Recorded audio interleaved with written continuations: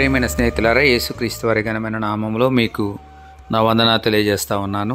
ఇర్మియా గ్రంథం 1వ అధ్యాయము 19వ వచనాన్ని చదువుతున్నాను, గమనించండి. వారు నీతో యుద్ధము చేతురు గాని నిన్ను విడిపించుటకు నేను నీకు తోడై ఉన్నందున వారు నీపైని విజయము పొందజాలరు. ఇదే యెహోవా వాక్కు. ఇది ఇర్మియా గారితో దేవుడు సెలవిస్తున్నటువంటి వాక్కు.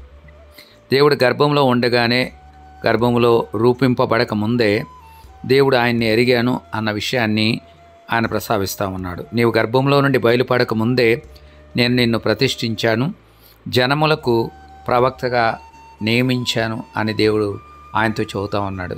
చాలా బాలుడుగా ఉన్నప్పుడే ఈ ప్రవక్త అనేటువంటి వృత్తిలోనికి దేవుడు ఇర్మియాను పిలిచినట్టుగా మనం గుర్తించగలం. ఎందుకంటే దేవుడు ఆ మాట చెప్పినప్పుడు ఆయన అంటాడు, అయ్యో ప్రభువా యెహోవా, చిత్తగించుము, నేను బాలుడనే, మాట్లాడుటకు నాకు శక్తి చాలదని నేను అనగా అని 6వ వచనంలో మాట్లాడతాడు. కాబట్టి బాలుడిగా ఉండగానే దేవుడు ఆయనను రాజుల యొద్దకు, పెద్దల యొద్దకు, న్యాయాధిపతుల యొద్దకు, అనేక మంది దగ్గరికి, ఈవెన్ ఫాల్స్ ప్రాఫిట్స్ దగ్గరికి కూడా దేవుడు పంపిన పరిస్థితిని మనం చూస్తాం.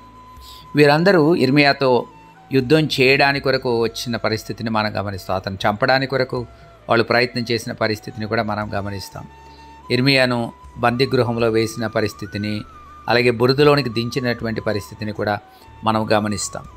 ఇతన్ని చంపడానికి కొరకు అనేక రకాలైనటువంటి ఆలోచనలు వాళ్ళు చేసిన పరిస్థితిని కూడా దేవుని యొక్క వాక్యంలో ఇర్మియా గ్రంథంలో మనం గుర్తిస్తాం. కానీ దేవుడు ఆయనతో చేసిన వాగ్దానం ఏంటంటే, వారు నీతో యుద్ధం చేస్తారు కానీ నిన్ను విడిపించుటకు నేను నీకు తోడై ఉన్నాను కాబట్టి వారు నీపైన విజయం పొందరు. దేవుడు మనతో ఉన్నట్లయితే దేవుడు మనల్ని విడిపిస్తాడని, రెండవది వారు మనపైన యుద్ధం చేసినా కూడా వారు జయము పొందలేరు అన్న విషయాన్ని మనం గుర్తించాలి. దేవుడు మనకు తోడుగా ఉంటే మనమే విజయులమండి. మనం అన్నింటిలో అత్యధికమైన విజయం పొందుతున్నామని పౌలు గారు మాట్లాడతాడు. మనము లోకమును జయించినటువంటి విజయం మన విశ్వాసమని యోహాను మొదటి పత్రికలో కూడా మనం చదువుకుంటాం. కాబట్టి దేవుడు మన పక్షంగా ఉన్నాడు, మన పక్షంగా ఆయనే యుద్ధం చేస్తాడు, మన పక్షంగా కార్యం ఆయన నెరవేర్చేటువంటి వాడుగా ఉంటాడు.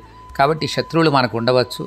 వారు యోచనలు, దుర్యోచనలు మనను చంపడానికి, మనకు హాని చేయడానికి, ఇబ్బంది పెట్టడానికి, మన యొక్క జీవితాన్ని నాశనం చేయడానికి, మన భూమి మీద లేకుండా చేయడానికి వాళ్ళు ప్రయత్నం చేయవచ్చు. కానీ వారు మనపైన జయము పొందలేరు అన్నటువంటి వాస్తవాన్ని మనం గుర్తించాలి. ప్రభు అంటున్నాడు, I'm with you and I will fight for you. నేను నీ కొరకు నేను యుద్ధం చేస్తాను కాబట్టి వారు నీపైన విజయం పొందరు. మీరు మీ జీవితంలో ఇలాంటి పరిస్థితులు ఎదుర్కొంటూ ఉంటే ఈ వాగ్దానాన్ని చేపట్టి అడగండి. ఇర్మియా గ్రంథం 1వ అధ్యాయం 19వ వచనం, ప్రభా నా పట్ల నెరవేర్చుమని అడిగిన పక్షంలో దేవుడి యొక్క వాగ్దానం యొక్క నెరవేర్పులోనికి మిమ్మల్ని కూడా తీసుకుని వస్తాడు.